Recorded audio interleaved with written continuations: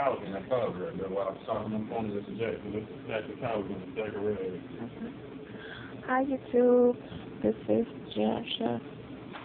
I want to do a vlog while my room was empty. Jamal just walked in the bathroom to go get a shower.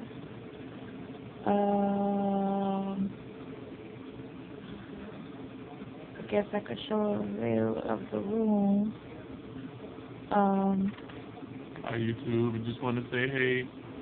Tell you guys how happy we are for our baby girl. Want to take my shower. See you later. This is of course my bed. Over there, that's where they laid her. Back there is the sink. And also went into the bathroom, sink and closet, like a whole nother sitting area over there. Closet safe. See, windows. Everybody set. All my family. Hopefully you can see it. And yeah. So I just wanted to let everybody know I had the baby. She's not in here right now because last night about 3 o'clock, well 3 o'clock this morning, they came and got her.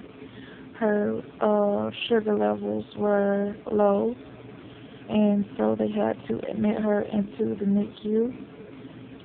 She had to be put on an IV, and right now she's slowly being weaned off the IV, so we have been going down to the NICU to see her. Very sad and disappointing because you never think stuff like that will happen to you, but hopefully she'll be coming home with us tomorrow. If not, she may have to stay a couple of days. And I just really don't want to get into all of that. But I was just letting you guys know because I might post a picture to Facebook and that will explain why she has the IV. I really don't want to talk about it because it's emotional to me, and so yeah. But she's healthy, a very healthy little girl. She was 5 pounds, 9.8 ounces, 19 inches.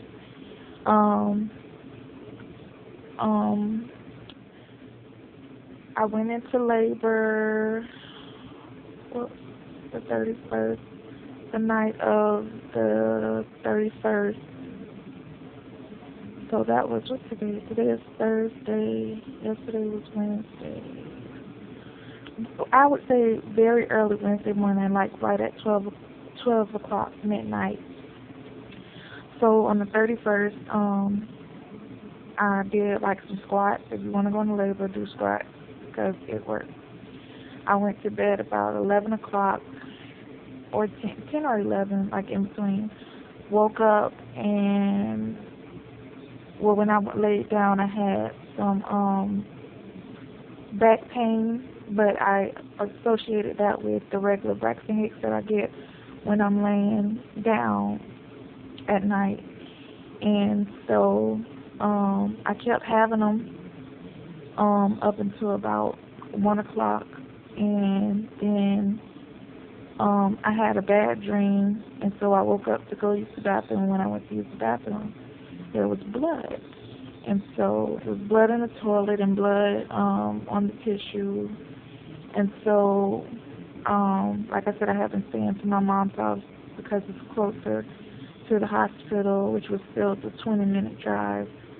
So I woke them up. I woke my mom and my sister up and my husband up and told them I was bleeding.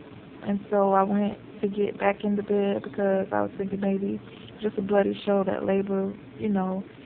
All the while I still was cramping. And so when I went and laid down,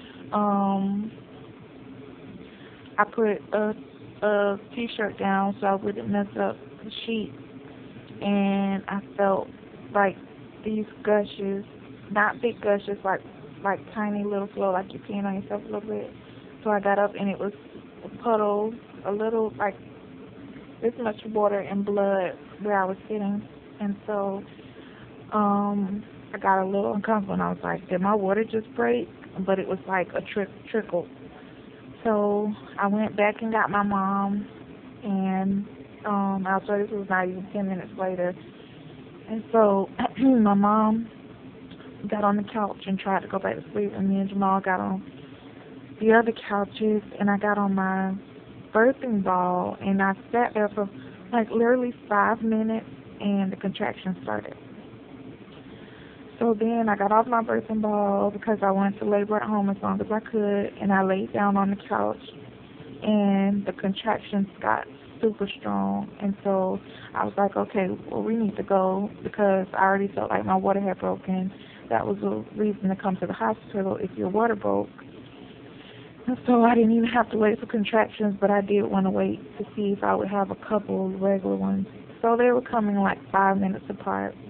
So me, my mom, and Jamal got in the car, and we came to the hospital, and they put me in triage to monitor the baby. By then I was, when we got out of the car, and I walked up, and I walked a couple of steps, and every time I would take a step, I would have a contraction.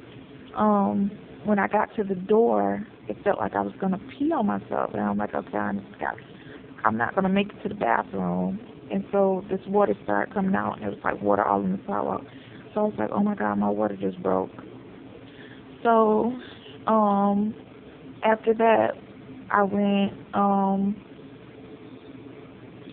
they got me a wheelchair, they wheeled me up in a triage, and they need to test to see if your water broke. Well, the test, it didn't turn positive because I feel like it was how she was testing me. So then she put me on the monitor on that hard behind bed, and I had contractions, which weren't picking up because I was laying on my side. She didn't tell me that was the reason why they weren't picking up, because I was laying on my side. So I stayed in there about an hour. Contractions got stronger. So then she came back in and said, well, I'm going to let you walk a little bit and see if some more of the fluid would come out. So I walked maybe 10 steps and was in so much pain that I felt like I don't even know what to say. I felt so horrible. So I went back to the room, and of course, you know what they said. They were sending me home because the test did not turn positive. So they gave me some medicine mixed with morphine in a big needle and shot it in my butt, which was the worst pain I had ever felt in my life when it comes to needles. So,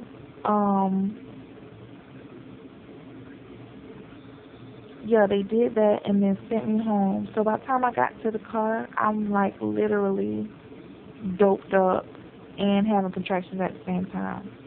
So we went home, which I knew I should have just told them, don't send me home. I should have just, but after getting the morphine, which she gave me so quickly, I couldn't even argue with her for giving it to me. The doctor, they called my doctor, and that's what they told me to give it. And I was so pissed off that they did that. So we got back to the house. I got in the bed, and I started having super strong contractions, but I was drowsy as heck, like I was literally drunk. And so I knew I needed to get up and say, no, we need to go back, but I couldn't because I would fall asleep as soon as the pain would go away. As soon as the pain would start, it was so much pain I couldn't even call for nobody. So I went through that for like an hour until finally I said, no, forget it. I'm like, I need to call somebody. So it just so happened Jamal was lying next to me, and so I was able to get him.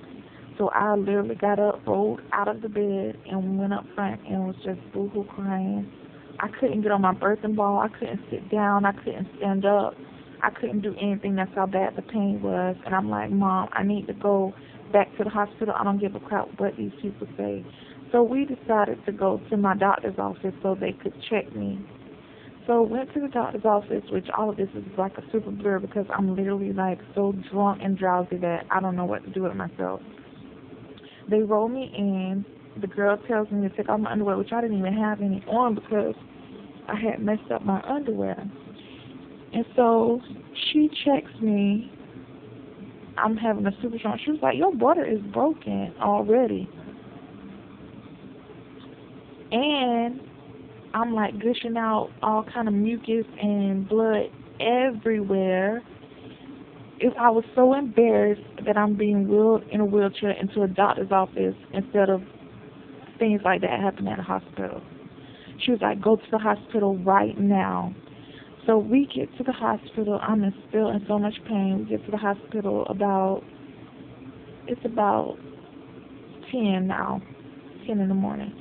Get to the hospital, and I was like, please call them and tell them I'm on the way because I need medicine to be waiting on me. So of course you can't do that. You have to have a whole bag of fluid. So we get here, they automatically admit me because my doctor told them to.